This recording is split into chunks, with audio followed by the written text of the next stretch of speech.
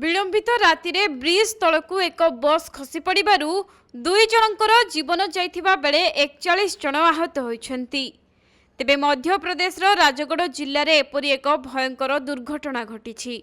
मिलिथिबा सूचना अनुसार गतकाली राति प्राय 2:30 रे एही दुर्घटना घटी। इंदोर अशोकनगर जाउथबा एक बस पचर निकट ब्रिज रु खसी पड़ू भयंकर दुर्घटना घटीथिला। तेबे बस रे 43 जन यात्री थिले एवं सेमानंको मध्यरु 2 जनकर मृत्यु होइथिबा बेले 41 जन आहत होइछन्ति।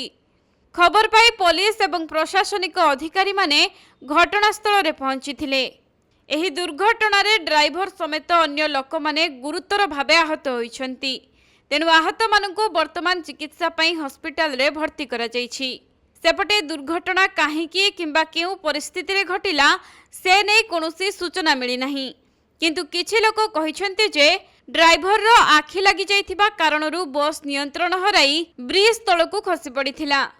सेपटे मृतकंक मध्यरु जनंकु चिन्हट करा जाइथिबा बेले अन्य जनंक परिचय मिली नाही।